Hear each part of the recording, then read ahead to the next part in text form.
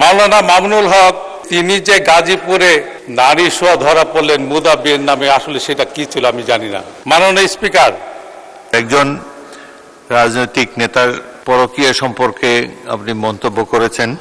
সাধারণত নিয়ম হলো যে যার এখানে এসে জবাব দেওয়ার সুযোগ নাই তার সম্বন্ধে অভিযোগ তোলা সংসদে সমীচীন নয়। এই মাননীয় উপনেতা, আপনি কি বলতে চান? আমি তো কি মুতা বিয়েতে এক্সপার্ট নাকি? আপনি বলেন। মুতা বিয়েতে আমি এক্সপার্ট না, তবে কনসেপ্টের ব্যাপারে আমি জানি। মাননীয় স্পিকার, সিগারেট মদের জন্য ওই পাশ থেকে বলা হয়েছে যে এইগুলো ট্রেজারি বেঞ্চে যারা বসে তাদের অভ্যাস, তারা খায় বলে এগুলো এখনো রাখা হয়েছে। আমি জানি না, আল্লাহ জানে কার কি অভ্যাস আছেন। তবে আমি এতটুকু বলতে পারি, আপনারা বিগত দিনে শুনেছেন মুদা বিয়া, মুদা বিয়ার কথা শুনেনি। মুদা বিয়া কি জিনিসটি স্পিকার আপনার কাছে আমি একটু জানতে চাই। মাওলানা মামুনুল হক তিনি অনেক বড় বড় কথা বলছেন, এই বাজেট নিয়ে সরকারের পতন ঘটাবেন, অনেক কিছু ঘটাবেন, কিন্তু তিনি যে গাজীপুরে এক নারী শোয়া ধরা পড়লেন মুদা বিয়ের নামে, আসলে সেটা কি ছিল আমি জানি না।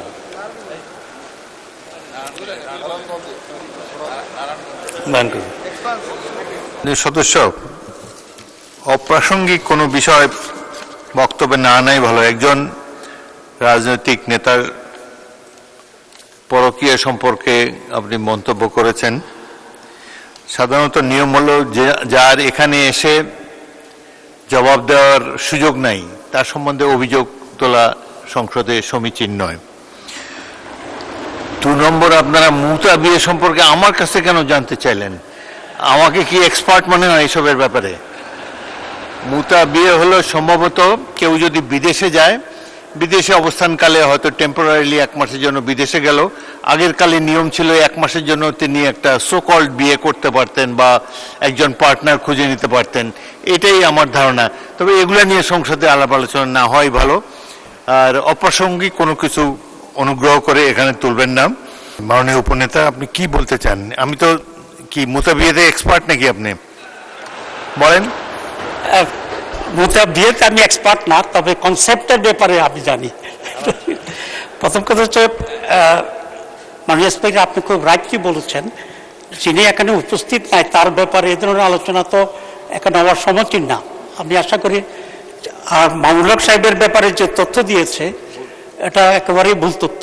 উনি কোনো মুতা বিবাহ করেন নাই, গাজীপুরে কোনো জায়গায় এরকম কোনো ঘটনা ঘটে নাই। যেটা হ্যারেস করা হয়েছিল নারায়ণগঞ্জে, ওনাকে উনি বিয়ে করেছিলেন এবং এটা এখন এস্টাবলিশ আছে।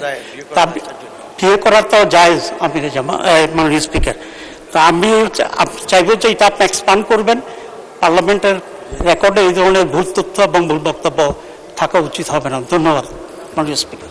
মাননীয় উপনেতা, কি চিফ হুইপ বলবেন? বলেন।